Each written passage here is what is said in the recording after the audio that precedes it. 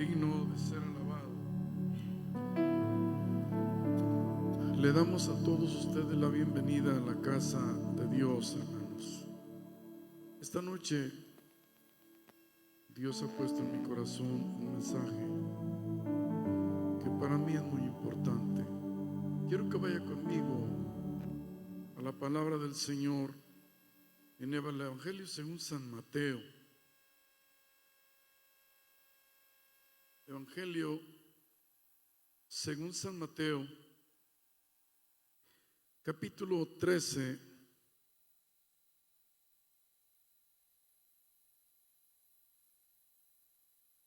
Mateo capítulo 13. ¿Lo tienen, hermanos? Vamos a ver ahí a la altura del versículo 24 al 30. Le refirió otra parábola diciendo: el reino de los cielos es semejante a un hombre que sembró buena semilla en su campo. Pero mientras dormían los hombres, vino su enemigo y sembró cizaña entre el trigo y se fue. Y cuando salió la hierba y dio fruto, entonces apareció también la cizaña. Vinieron entonces los siervos del padre de familia y le dijeron: Señor, ¿no sembraste buena semilla en tu campo? ¿De dónde pues tienes cizaña? Él les dijo: un enemigo ha hecho esto. Y los siervos le dijeron: ¿quieres pues que vayamos y la arranquemos? Él les dijo: no sea que al arrancar la cizaña arranquéis también con ella el trigo. Dejad crecer juntamente lo uno y lo otro hasta la siega. Y al tiempo de la siega yo diré a los segadores: recoged primero. Qué tremendo, dice: recoged primero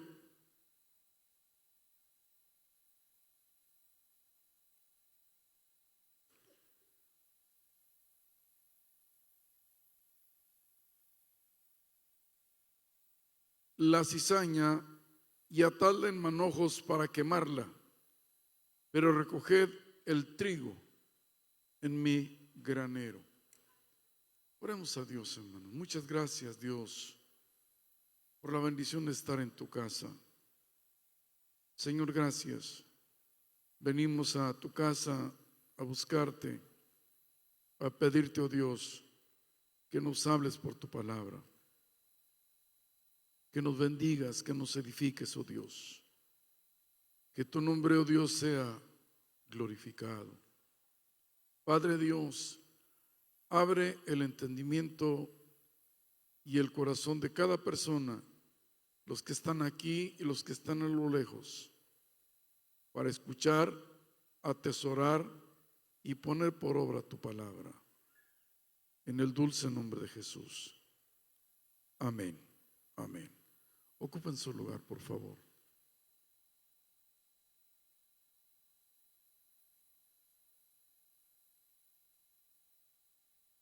Jesús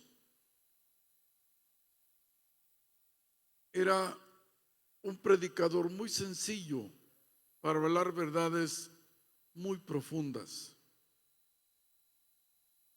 A la gente a la cual él le predicaba no solamente era gente de la élite, gente conocedora, gente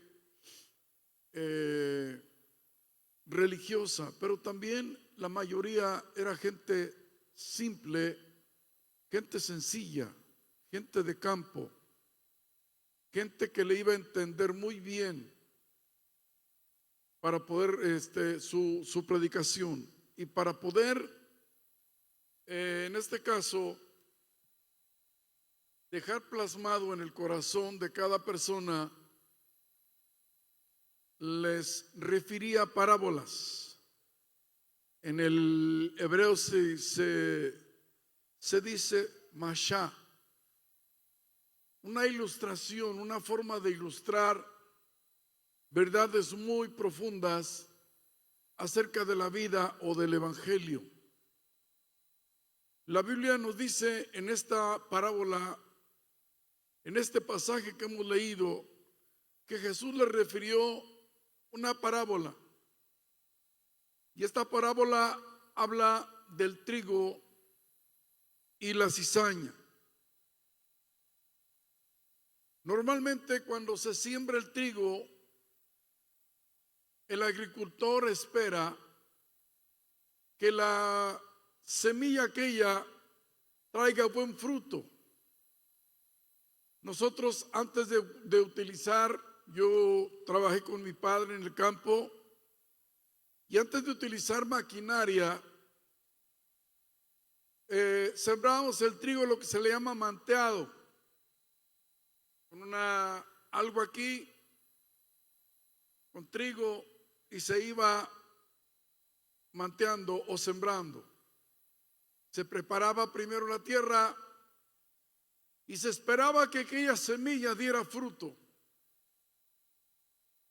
En este caso, la Biblia dice que Jesús le refiere una parábola.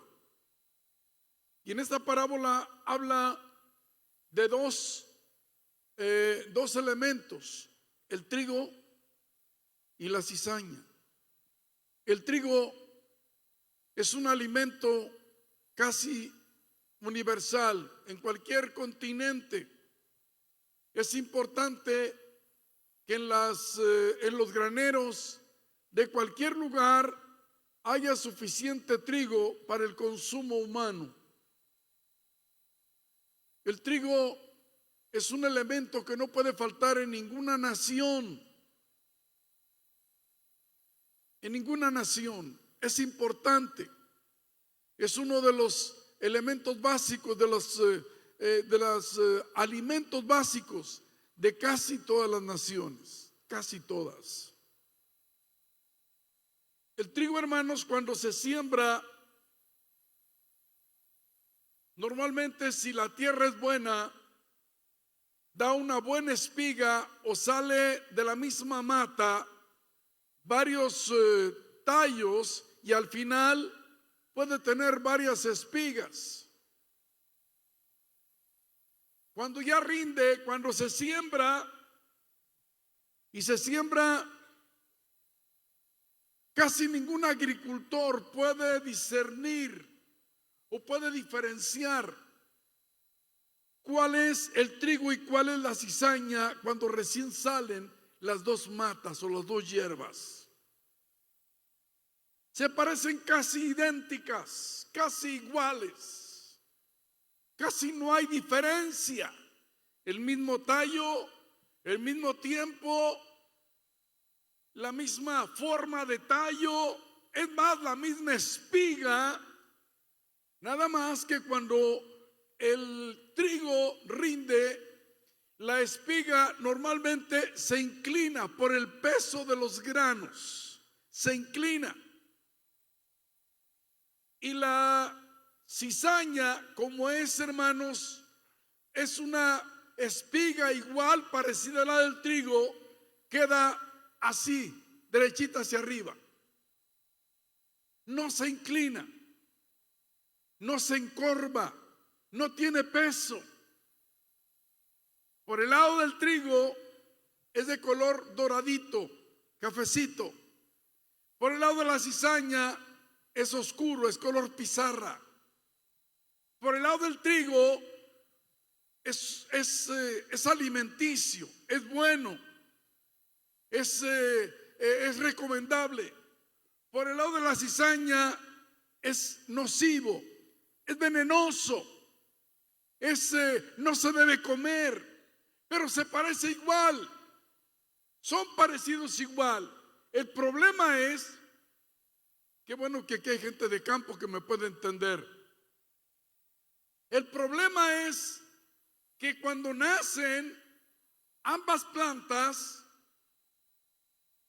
se desarrollan Y ya cuando están desarrolladas y el granjero o el agricultor se da cuenta de que hay una cizaña o que hay cizaña sembrada ahí, ya las raíces abajo se han entrelazado, ya están entrelazadas unas con otras. Ya la raíz del trigo se entrelazó con la raíz de la cizaña. Por eso en este pasaje donde Jesús le dice esta parábola, dice que un padre de familia sembró buena semilla y enfatiza buena semilla en su campo. Pero mientras dormían los agricultores, los hombres que cuidaban, vino un enemigo y sembró cizaña. Normalmente en el oriente, en la India y en otras naciones, cuando alguien quiere arruinar la cosecha de otro, espera que llegue el momento, que llegue la noche o que llegue que esté descuidado y va y le siembra cizaña.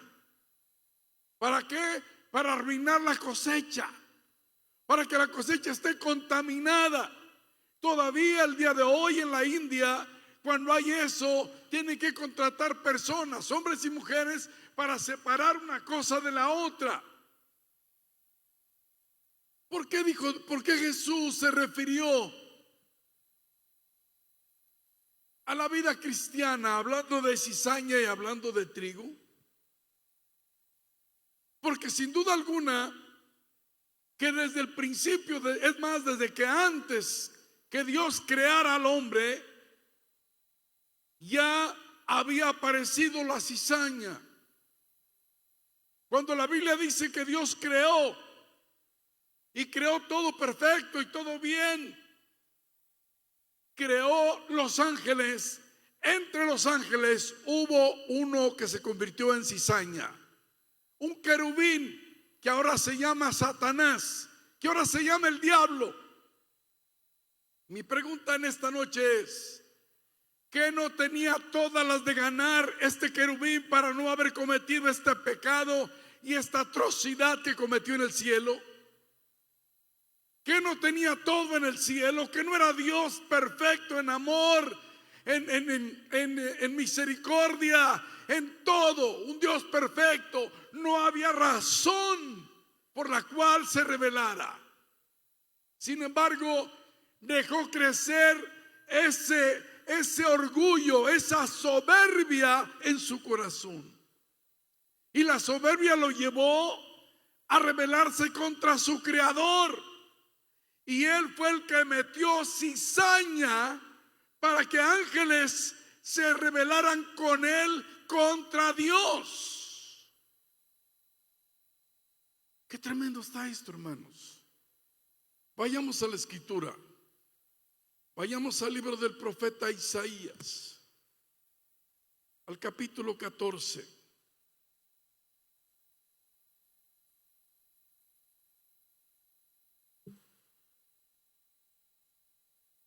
Mientras usted busca este capítulo, le digo lo siguiente. En el libro del profeta Ezequiel, bueno, ahorita vamos ahí, versículo 12, dice la escritura: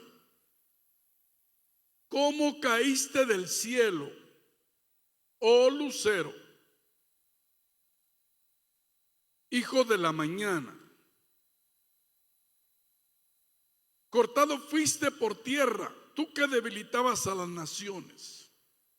Oiga bien, tú que decías en tu corazón: subiré al cielo. Fíjese el pensamiento de Satanás. ¿Cómo dejó? Ahorita le explico esto. ¿Cómo dejó Satanás que su soberbia le hiciera pensar que iba a ser igual que Dios? Subiré al cielo, en lo alto junto a las estrellas de Dios, levantaré mi trono. No estaba conforme con ser uno de los querubines más cercanos a la gloria de Dios. La Biblia dice que cuando fue creado este querubín, Dios preparó una orquesta para recibir cuando Dios daba la palabra y era creado.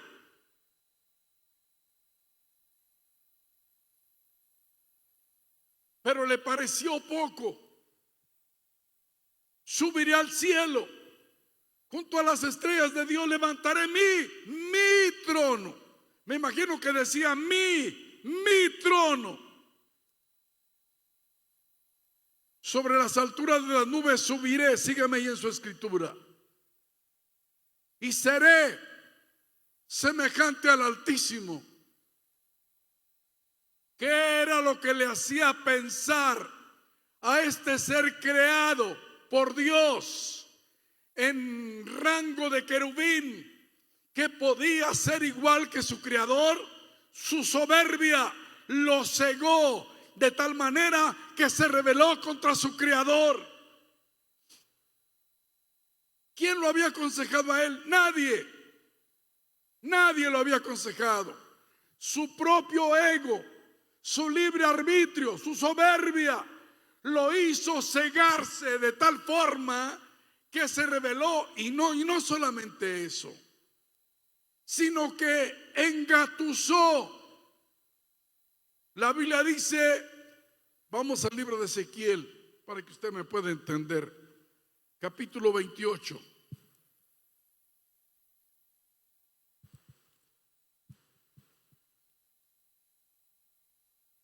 Mire lo que dice aquí la escritura.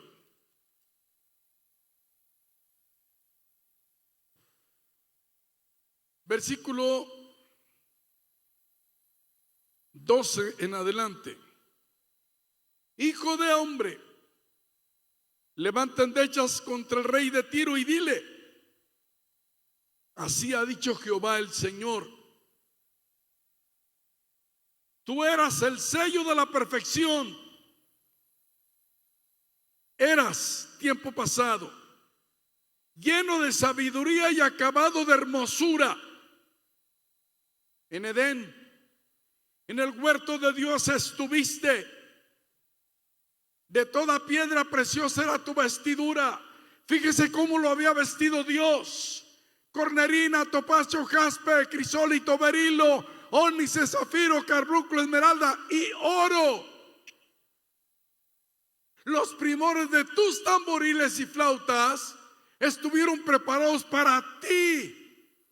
Dios preparó para cuando creó a Satanás, que no era Satanás en aquel entonces.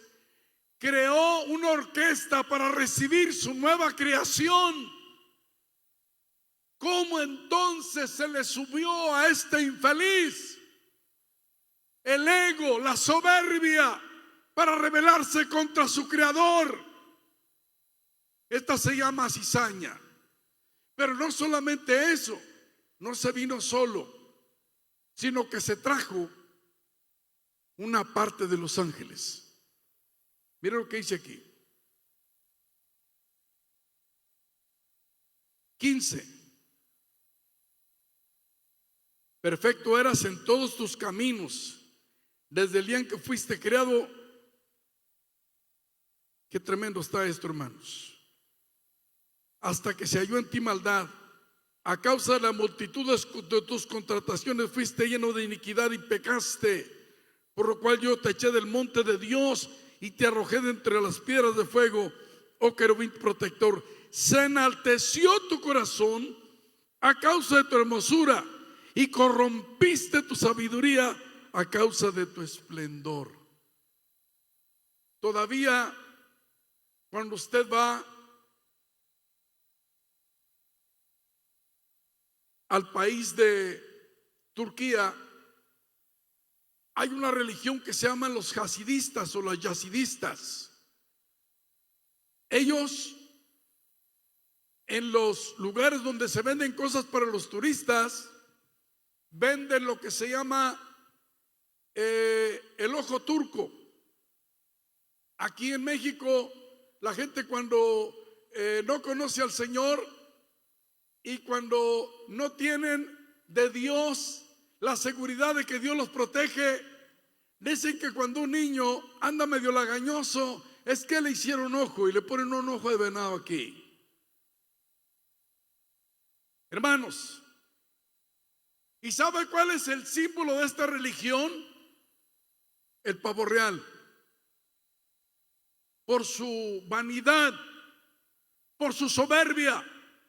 Y hay como no queriendo, no le ponen al cuernudo, le ponen al pavo real. Este ser creado por Dios se rebeló contra su creador y sembró la cizaña entre los mismos ángeles. Tenga cuidado, porque si Satanás sembró la cizaña entre los mismos ángeles, la puede sembrar y hace el trabajo que la ha hecho desde la antigüedad entre la gente, entre las familias. Hay personas que son enemigos gratis. Se levantan enemigos gratis contra usted. Le meten lo que se llama cizaña. Yo pensaba que la cizaña eran espinas. No, la cizaña parece trigo. Es muy parecida al trigo, pero no tiene ninguna cualidad alimenticia. Es venenosa. Que Dios nos ayude y podamos tener nosotros, hermanos, el buen fruto, porque el árbol por su fruto lo van a conocer. Que usted y yo demos fruto para Dios, que nos guarde Dios de un día ser tropiezo para otra persona. Ay de aquel o de aquella que es tropiezo para alguien. Un día le tiene que dar cuentas a Dios, a su Creador. Den un aplauso a Dios, hermano.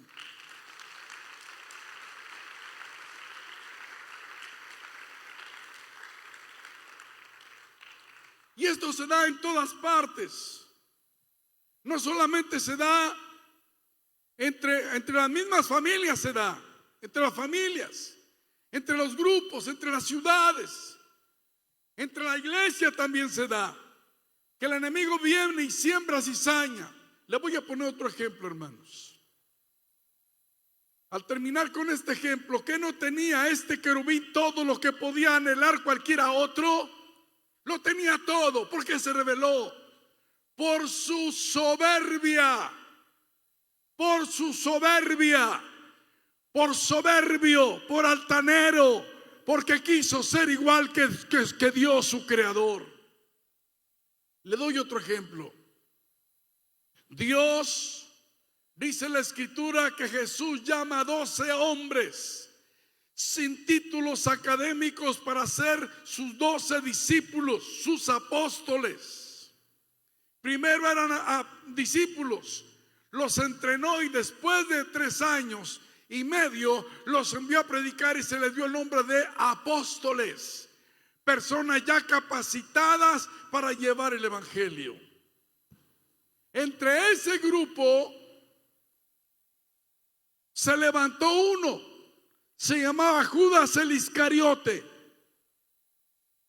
que no le había dado Jesús su confianza, que no era él el tesorero del grupo, que no lo había enviado Jesús a predicar igual que a los demás, que no lo había respaldado Jesús igual que a cualquiera otro de los apóstoles, que no tenía el mismo tiempo, la misma ternura, el mismo cuidado, la misma enseñanza, la misma oportunidad, todo igual. ¿Por qué se rebeló entonces?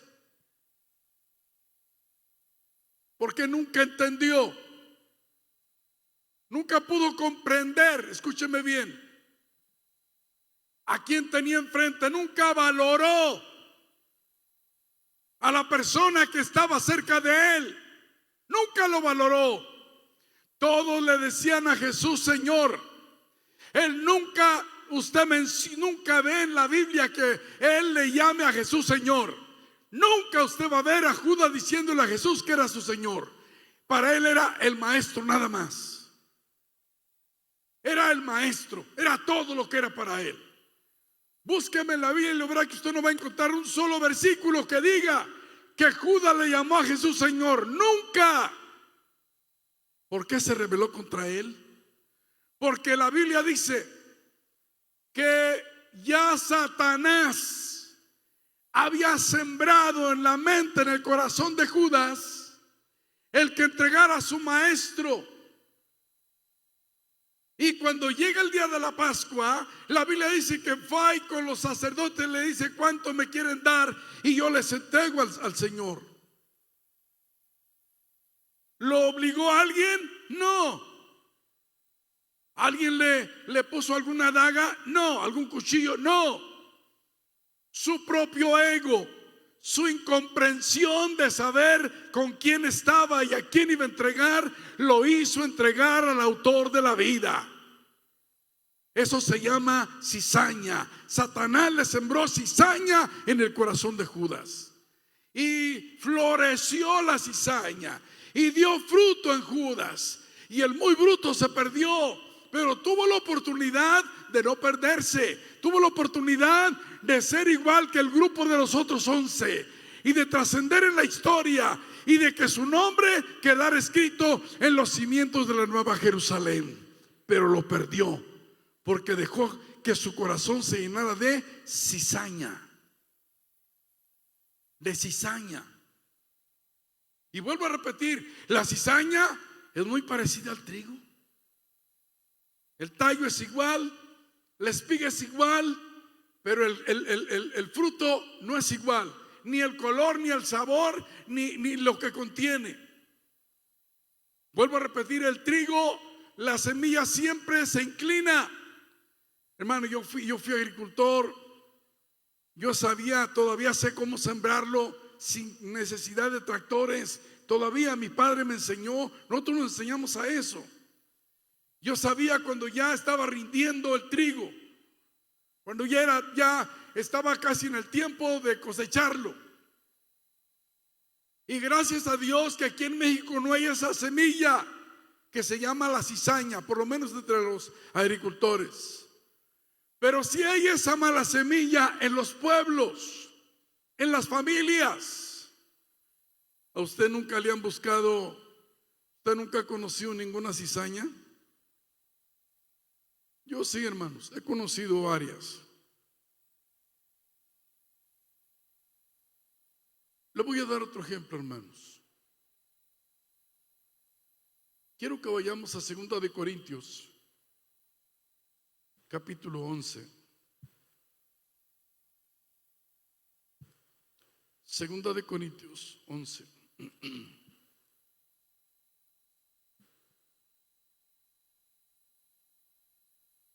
Leemos desde el verso 23.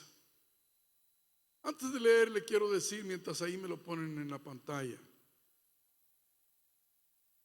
uno de los hombres que más sufrió por causa del evangelio fue el apóstol Pablo.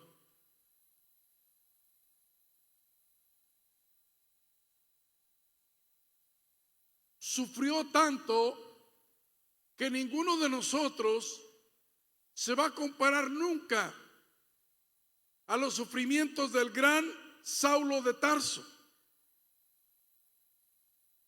Y en su defensa como apóstol, 2 de Corintios dice lo siguiente. Comenzamos con el verso 23. ¿Son ministros de Cristo? Como si estuviera loco hablo. Yo más. En trabajos más abundante, en azotes sin número, en cárceles más, en peligros de muerte muchas veces. 24. De los judíos 5 veces he recibido 40 azotes menos uno. Quiero explicar esto. Los judíos azotaban con látigo. Los romanos azotaban con vara. A los judíos no se les permitía dar más de 40 azotes. Los romanos podían dar los que quisieran, ellos no tenían límite. Pero Pablo tanto fue golpeado por el lado de los judíos como por el lado de los romanos. Ojalá que me estuvieran viendo los apóstoles esos de cartón que hay ahora, que se llaman apóstoles y que son una vergüenza para el evangelio, que no le sanan un catarro a nadie. Estos eran apóstoles. Siga.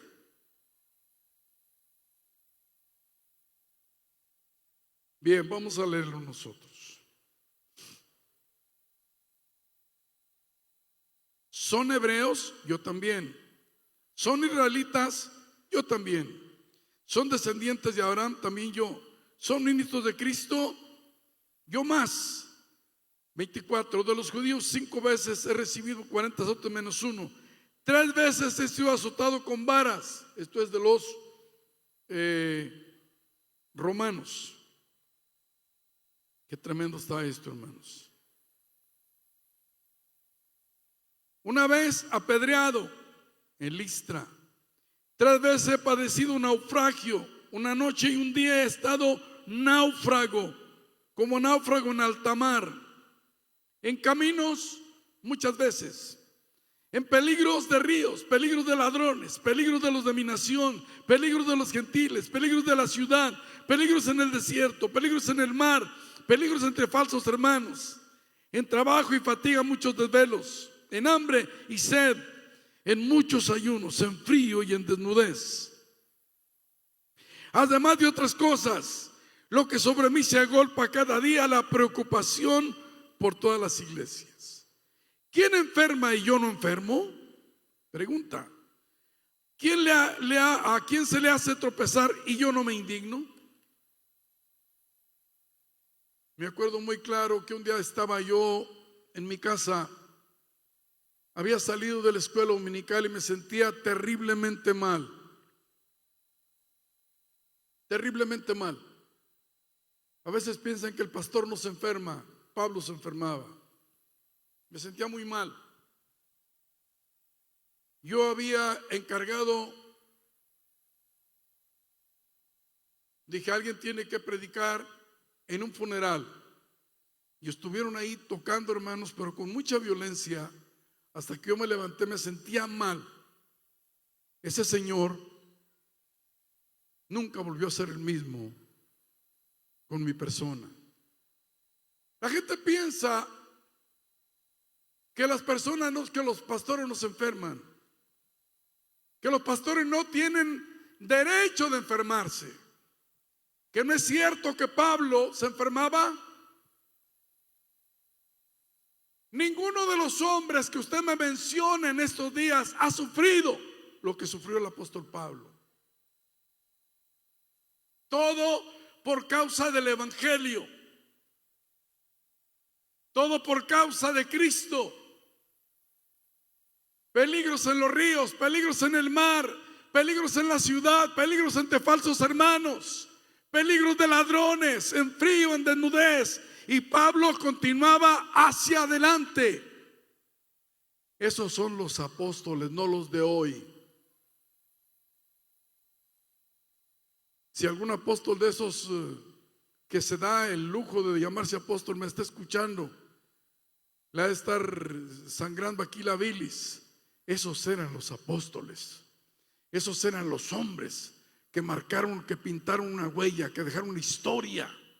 Gloria a Dios. Son los verdaderos apóstoles. El caminar en el camino de Dios no te garantiza que nunca vas a tener un problema, que nunca se te va a levantar un enemigo. A mí me han salido enemigos, hermanos, gratis. He sido, hermanos, traicionado no sé cuántas veces, muchas veces. No una vez, he sido traicionado un montón de veces. Se me han levantado muchos enemigos. Pero una cosa quiero hacer, quiero estar de pie y quiero agradar a aquel que me llamó para ser soldado en su ejército, a Jesucristo, el Hijo de Dios. Den un aplauso al Señor, hermano.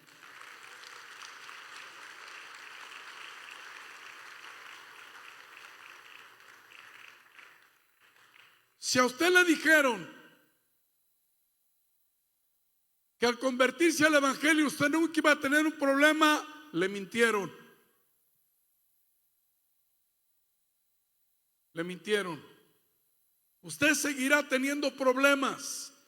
La diferencia es que antes usted los peleaba solo, sus problemas.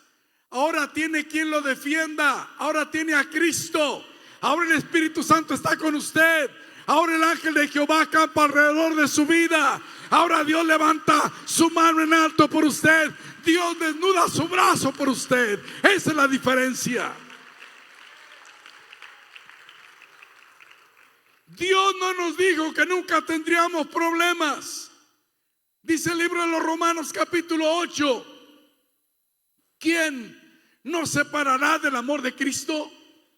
¿Tribulación, angustia, o persecución, o hambre, o desnudez, o peligro, o cuchillo? Y dice el apóstol: por causa de ti somos muertos, contados siempre como ovejas del matadero. Antes en todas estas cosas somos más que vencedores por medio de aquel santo que nos amó. Usted es más que vencedor. No importa lo que venga, no importa el enemigo que se levante, no importa cuántos enemigos se levanten, usted tiene la victoria en Cristo Jesús.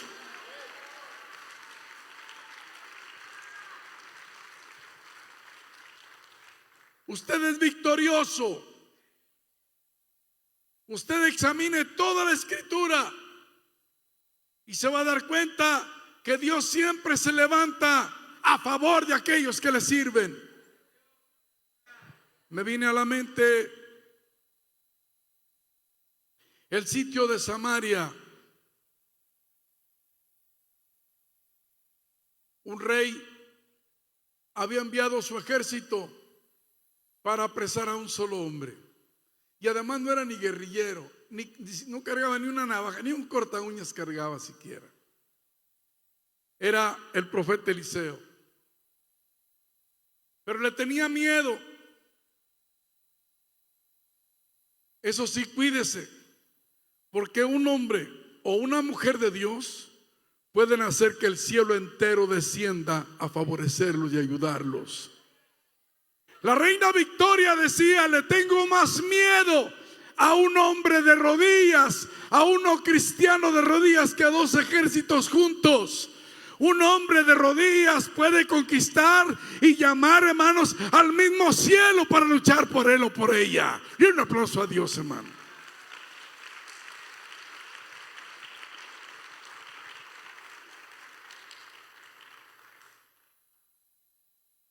Mandaron apresar a Eliseo, segundo libro de los Reyes.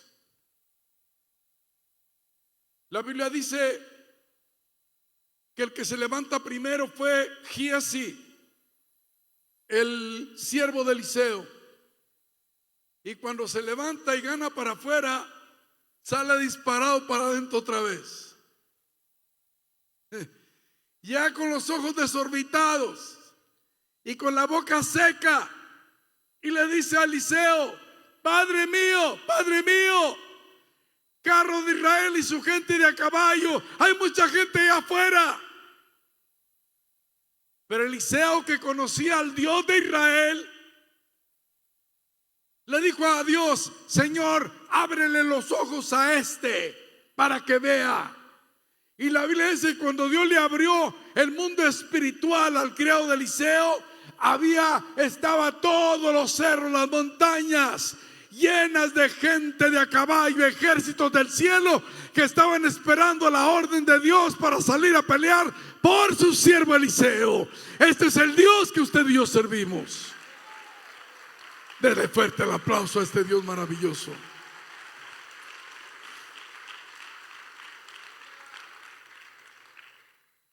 Nunca sea partícipe de alguien que sea un enemigo del evangelio.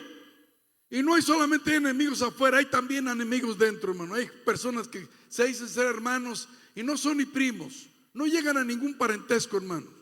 Es mentira, mentira, son hipócritas, porque están murmurando a los líderes, al pastor y a los hermanos y a las hermanas. Esa se llama cizaña por el lado que la vea. Denle un aplauso a Dios, hermano.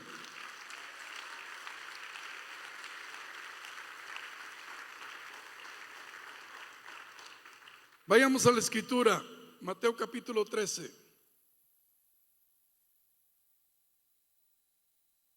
Cuando la palabra es predicada, la palabra tiene que traer fruto. Pero mire, hay 4 campos distintos que menciona aquí en los primeros versículos, del verso 1 al verso 8. Dice, en aquel día salió Jesús de la casa. Cuando habla de la casa, está hablando de la casa de Pedro, en las orillas de Galilea, el mar de Galilea, Capernaum. Y se sentó junto al mar. Todavía el día de hoy, cuando usted vaya, le van a decir: en esta casa vivió el apóstol Pedro. Ahí está todavía las ruinas de la casa de él, cercas a la playa del mar de Galilea. Y se le juntó mucha gente, y entrando él en la barca se sentó, y toda la gente estaba en la playa. Qué tremendo mi Señor, qué sabio el Señor. Usted sabía que cuando usted habla en el agua, el eco del agua le lleva la voz muy lejos. Mi Señor, un hombre sabio, como que él era la sabiduría encarnada, él se puso a predicarles ahí en una barca, y su voz la oían por miles de personas. ¿Y qué más pasó? Dice la escritura, les habló muchas cosas por parábola, diciendo: he aquí el sembrador salió a sembrar. Número 1, mientras sembraba, parte de la semilla cayó ¿dónde? Junto al camino. ¿Y qué pasó? Vinieron las aves y la comieron. Número 2, parte cayó en pedregales. No había mucha tierra, brotó pronto porque no tenía profundidad de tierra, pero cuando salió el sol se quemó. ¿Por qué? Porque no tenía raíz, se secó. Número 3, parte cayó entre espinos, y los espinos crecieron y la ahogaron. Pero parte cayó en buena tierra, número 4, y dio fruto, cual a 100, cual a 70 y cual a 30 por uno. El que tiene oídos para oír, oiga. Hermanos,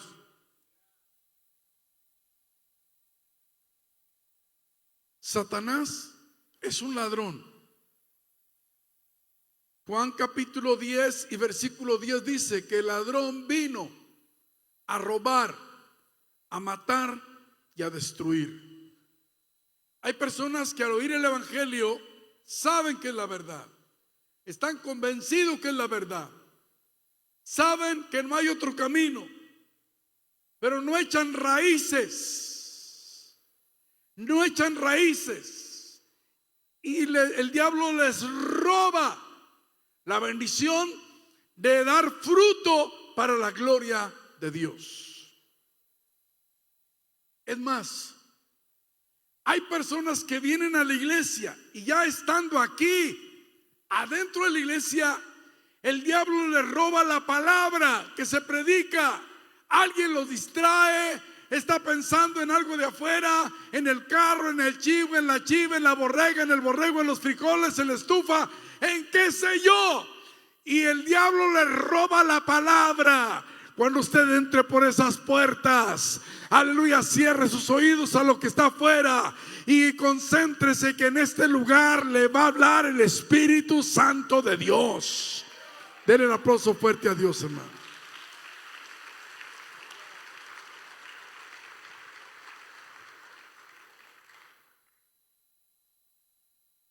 ¿A ustedes nunca se les han levantado enemigos gratis? ¿Nunca le han sembrado cizaña que le lastime a su vida? Dichoso usted si nunca ha tenido eso. Pero no, personalmente le puedo yo decir, desde que me convertí, Satanás no ha dejado ni un solo día de pensar en cómo detenerme en el camino. Desde el primer día se opuso a que yo me convirtiera. Sabía que le iba a hacer mucho daño al reino de las tinieblas, pero estoy de pie el día de hoy y seguiré de pie hasta que Cristo me llame a su presencia, porque no he creído en una religión, he creído en un Dios que ha dicho: no te dejaré ni te desampararé. El Dios que usted sirve, ese no es religión. El Dios que servimos nosotros, ese no es religión. Así que somos más que vencedores por medio de aquel santo que nos amó. Hermanos, hay gente tan mala, decían los antiguos, hay gente tan mala que quema su jacal por ver quemar el jacal ajeno. Aquí no, hermanos, allá donde yo me crié, allá sí hay. Aquí no, gracias al Señor. Le cuento una historia de los primeros creyentes que se convirtieron donde yo me crié, en el pueblo donde yo me crié. El hermano, él mismo me platicó esta experiencia. Allá la gente, la mayoría son agricultores. Y dice, cuando yo comencé a sembrar mi maíz, sobresalía mi milpa. Algunos piensan que milpa, no sé, que será una cobija. No, la milpa es el maíz, hermano. Es el maíz ya crecido. Dice, mi milpa estaba mejor que todas las que estaban alrededor, porque yo me iba a orar a ese lugar, que Dios me bendijera, que Dios me ayudara, y Dios hizo la diferencia. Y un día, déjame hacérselo de bulto aquí, un día alguien de soberbia y de envidia tenía aquí un poco de maíz sembrado ya seco, no rindió nada, estaban los moloncos de este tamaño. ¿Sabe que son moloncos, verdad? Bueno, estaban de este tamaño. Y por quemar el maíz del hermano, le prendió fuego. Dice, ¿sabe qué, hermano? El fuego se fue, le dio vuelta por acá, y luego le dio vuelta por acá, y luego se encontró por acá. Pero a la milpa mía no se le quemó ni una sola caña. El ángel de Jehová acampa alrededor de los que le temen y los defiende. Este Dios sirvo yo y usted también. ¿Nunca se le ha levantado a usted enemigos, hermanos? Hay gente que se le levanta como enemigo gratis, hermano. Y ellos juran por todos los cielos que usted es la persona más mala del mundo. Y lo comienzan a ver así. Sí, hay gente muy tonta, muy tontita. Lo comienzan a ver. Se me hace que sí. Por el caminado yo creo que sí. Por la forma de hablar sí. Por su actuar sí. Mira qué carro trae. Mira qué casa tiene. En fin, comienzan a buscar algo de donde agarrarse. Pregunto, ¿a usted nunca se le ha levantado algún enemigo, hermanos? Si a alguien no se le ha levantado uno, dígame, yo le puedo mandar unos de los 10, de los 50 que se me han levantado, y se lo mando a usted, gratis se lo doy, es más, con moño y todo se lo mando. Hermanos, la Biblia dice: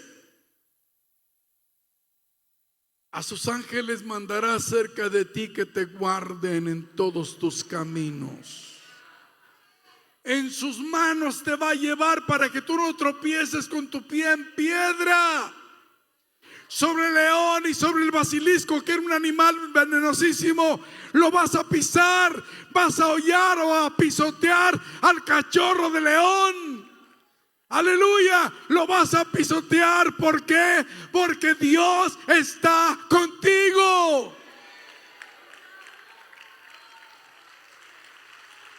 Dele fuerte el aplauso a Dios.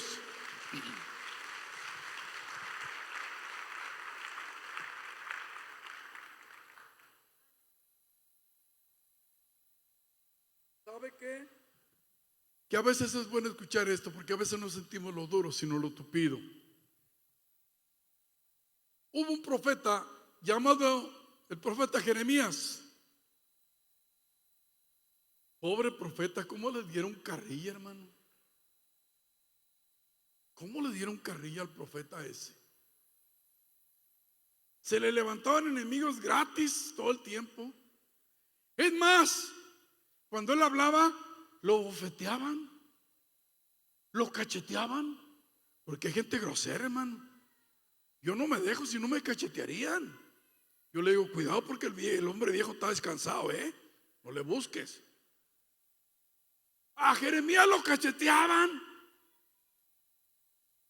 Y él dijo, Jeremías capítulo 20, versículo 7 en adelante, dice la Biblia, y dije, así dijo Jeremías, no me acordaré más de él, ni hablaré más en su nombre. No obstante, había en mi corazón como un fuego ardiente metido en mis huesos. Traté de sufrirlo, pero no pude. La diferencia entre usted y el que no tiene a Dios es que él lucha solo. Él va a consultar al brujo, al hechicero, va a consultar al hombre malo, al hombre perverso, va a consultar al sicario. Pero usted y yo tenemos un Dios que día y noche caminará con nosotros y nos guardará en todo tiempo y en todo momento. Denle fuerte el aplauso a Dios. Este Dios no se duerme. El Salmo 121 dice, no se dormirá el que te guarda. Los que cuidaban al Señor, Luis Donaldo Colosio, se durmieron, pero los que nos cuidan a nosotros no se duermen, ni sueño les da siquiera. El ángel de Jehová acampa alrededor de los que le temen y los defiende. Señores, las batallas no son tuyas, son de Dios. Déjaselas a Dios. Le voy a dar otro ejemplo. Vamos al segundo libro de las Crónicas, capítulo 20.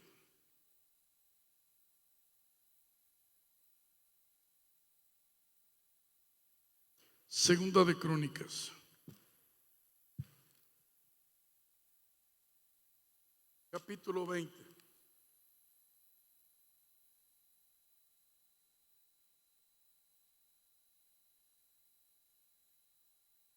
Parafraseo un poco lo que voy a hablar. La Biblia dice que los moabitas y los amonitas se confabularon y vinieron a pelear contra Josafat, contra el rey Josafat. Josafat no esperaba eso. Josafat estaba tranquilo en su palacio. Nunca esperaba que se fueran a levantar estos enemigos, pero se levantaron contra él. Y la Biblia dice, el versículo 3, entonces tuvo temor y Josafat se humilló su rostro para consultar a Jehová. Hizo pregonar ayuno a todo Judá. Se reúnen los de Judá para pedir socorro a Jehová. También todas las ciudades de Judá vinieron a pedir ayuda a Jehová. Josafat se pone en pie en la asamblea, en la casa de Jehová, delante del atrio nuevo, y les dice, y le dijo, Jehová Dios de nuestros padres, ¿no eres tú Dios en los cielos? ¿No tienes dominio sobre todos los reinos de las naciones? ¿No está en tu mano tal fuerza y poder que no hay quien te resista? Dios nuestro, ¿no echaste tú los moradores de esta tierra delante de tu pueblo Israel? Y la diste a tu descendencia, a la descendencia de Abraham, tu amigo para siempre. Fíjese cómo le habla a Dios. Ellos han habitado en ella y te han edificado en ella santuario a tu nombre, diciendo, si mal viene sobre nosotros, o espada o castigo o pestilencia o hambre, nos presentaremos delante de esta casa y delante de ti. Ahora pues, verso 10, he aquí los hijos de Amón y de Moab y los del monte de Seir, a cuya tierra no quisiste que pasase Israel cuando venía de la tierra de Egipto, sino que se apartase de ellos y no los destruyese. Después de que les dieron oportunidad, se pusieron bravos. He aquí ellos vienen a darnos el pago, viniendo a arrojarnos de la heredad que tú nos diste en posesión. Oh Dios nuestro, ¿no los juzgarás tú? Porque nosotros no hay fuerza contra tan grande multitud que viene contra nosotros. No sabemos qué hacer y a ti volvemos nuestros ojos. Qué tremendo está esto. Oiga bien, la respuesta de Dios. Todo Judá estaba en pie delante de Jehová, sus niños, sus mujeres y sus hijos. Y estaba ahí Jaziel, hijo de Zacarías, hijo de Benaía, hijo de Jehiel, hijo de Matanías, levita de los hijos de Asaf.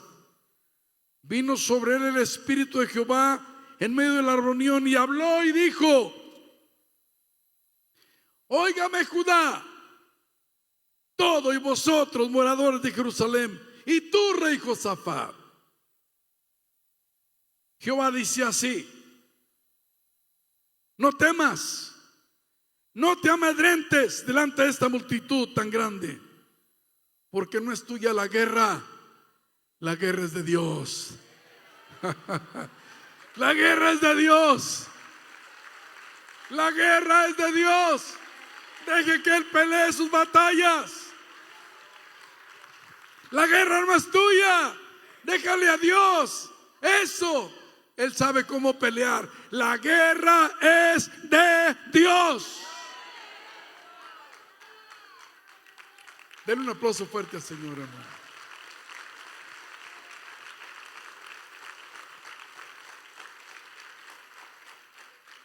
¿Sabe qué hizo el rey Josafat? En lugar de decirle: ten flechas, lanzas, jabalinas, carros, etcétera, le dijo a los levitas: vístanse sus ropas de gala y vayan y salgan cantando.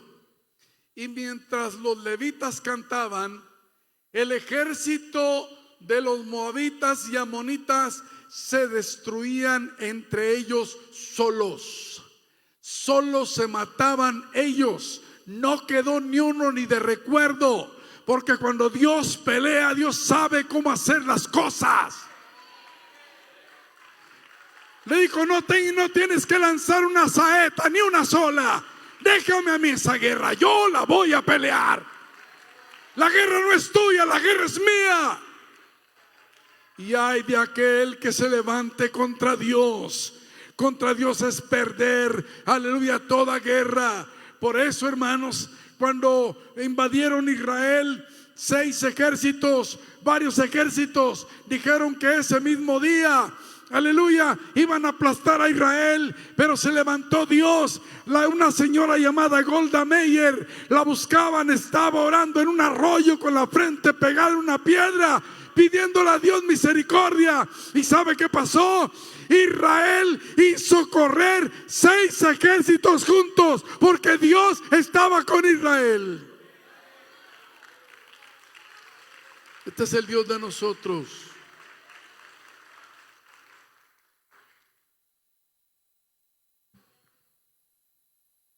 Aunque hay veces que como seres humanos quisiéramos darles un canco a los demás. Usted nunca le ha dado esa cosquillita de decir: pues ¿qué se cree?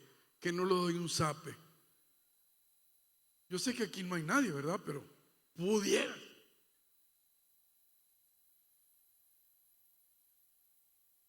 Pero cuando usted deja que Dios pelee sus batallas, Dios sabe dar donde duele. Usted y yo no sabemos dónde le duele más a la persona. Dios sí sabe dónde le duele a la persona más. y lo avergüenza o los avergüenza. Le doy un último ejemplo y termino.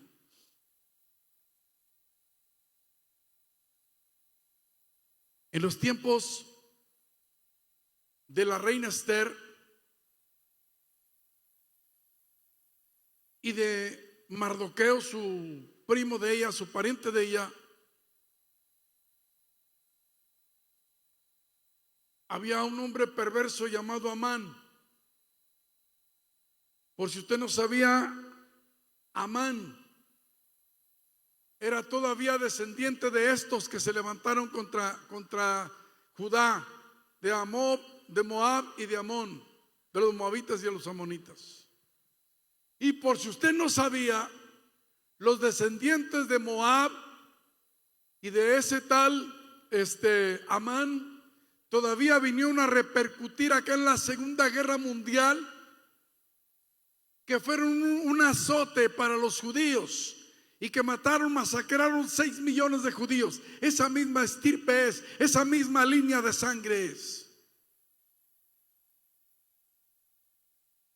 Y Amán juró que iba a exterminar al pueblo judío. El muy ignorante no sabía que Dios había hablado con su amigo Abraham y le había dicho: Abraham, yo voy a bendecir a los que te bendigan, pero a los que te maldigan los voy a maldecir. Si la gente supiera que bendecirle a usted se acarrea una bendición, es un boomerang que se regresa, nunca lo maldeciría, porque la maldición va a caer sobre ellos. Lo voy a repetir porque hay gente que piensa y le tiene miedo a las lenguas y a lo que venga. Si alguien se levanta contra usted, la Biblia dice: esta es la herencia de los siervos de Jehová, vas a condenar toda lengua que se levante contra ti en juicio. Eso le pasó a Amán. Amán juró destruir a la simiente santa, al pueblo de Israel. Y cuando pensaba que tenía todo listo, lo invita a la reina Esther: señor Amán, una invitación para usted. Usted tiene una invitación para venir a cenar. Véngase de gala. Él no sabía que le tenían ya lista la trampa ahí. Esther había orado a Dios, había buscado a Dios.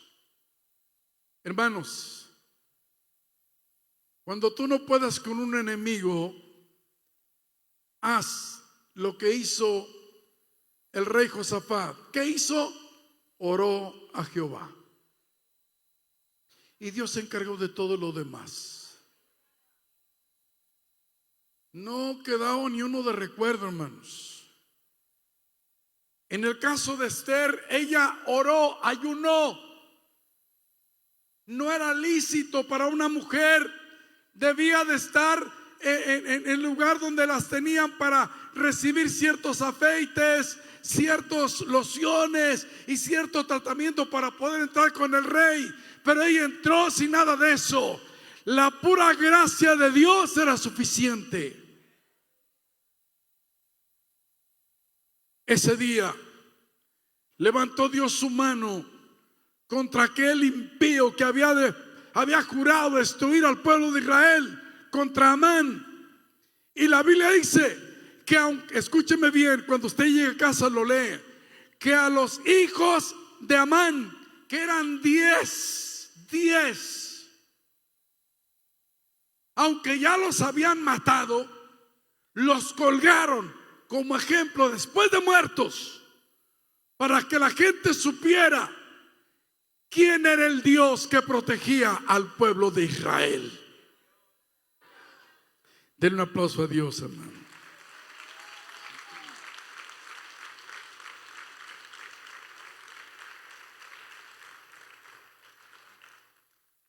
Hace algunos años vino una persona bien asustada y me dijo: hermano,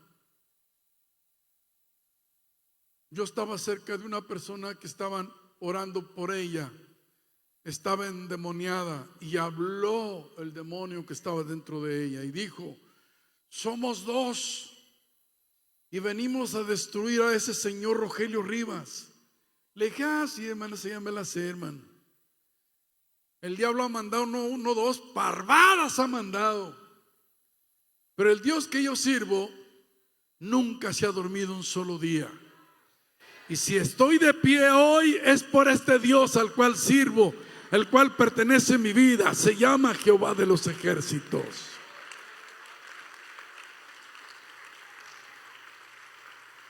Termino con esto, hermanos. Vayamos al segundo libro de San Pablo a Timoteo, segunda de Timoteo,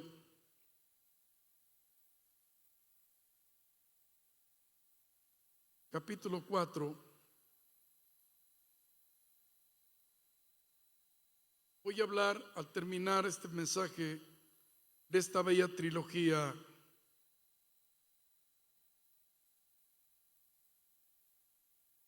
Muchos, escúcheme bien, muchos quisieron matar a Pablo, pero Dios nunca permitió que lo dañaran, nunca, hasta cuando llegó su tiempo. Y cuando llegó su tiempo, él ya lo sabía. Cuando él fue sentenciado a morir bajo la espada romana en los tiempos de Nerón, Dios lo podía haber librado como lo hizo con el apóstol Pedro y con otros más, con los jóvenes hebreos, con Daniel en el foso de los leones. Pero su tiempo había llegado. Y esta expresión que yo veo aquí, dicen los teólogos, que es una expresión como cuando un animalito ya lo sueltan del arado, del yugo, que ya se siente libre, sabe que ya va a descansar. Pablo dice, póngame hermanos ahí el versículo 6 en adelante. Pablo dice: porque yo estoy para ser sacrificado y el tiempo de mi partida está cercano. Y aquí viene la gloriosa trilogía. He peleado la buena batalla, he acabado la carrera, he guardado la fe. Durante todo el trayecto del camino en la vida del apóstol Pablo, fueron luchas y luchas y más luchas.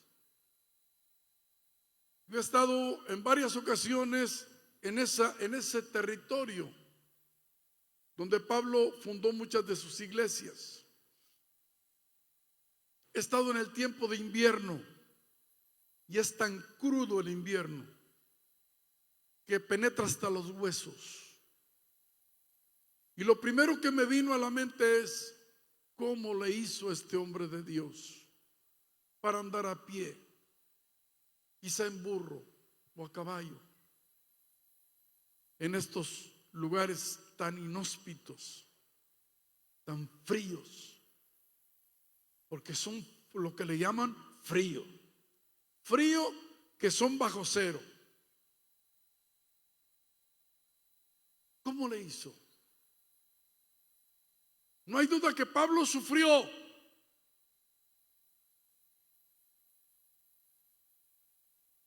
Por causa del evangelio. Pero él dice: he peleado la buena batalla.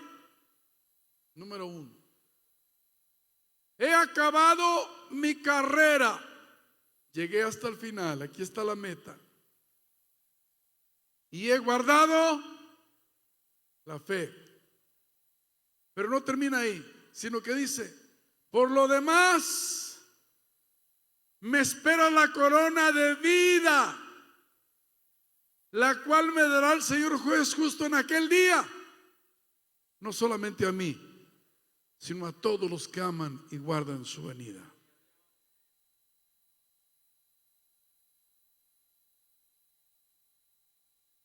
Termino con esto, hermanos. Cuando yo conocí recién el Evangelio, fue tan dura la prueba, tan dura, que yo no hallaba la salida. Estaba turbado, sin salida. En ese momento yo no podía entender que si yo no le había causado ningún mal a nadie, ¿por qué todos estaban contra mí? ¿Por qué se levantaban todos contra mí? ¿Por qué me despreciaban cuando antes me admiraban? Una noche me fui a dormir y antes de dormir siempre me quedaba con la Biblia o orando o leyendo. Y leí una escritura que decía: aunque mi padre y mi madre me dejaren, con todo Jehová me recogerá. Aquello fue como cuando le lanzan una tabla a un náufrago. Me dio la fuerza para yo continuar y saber que el Dios que yo comenzaba a servir no me iba a dejar un solo día. Y estoy hablando de más de 40 años donde se han levantado muchos enemigos gratis, donde me han calumniado, me han difamado, me han traicionado y lo que usted quiera y más.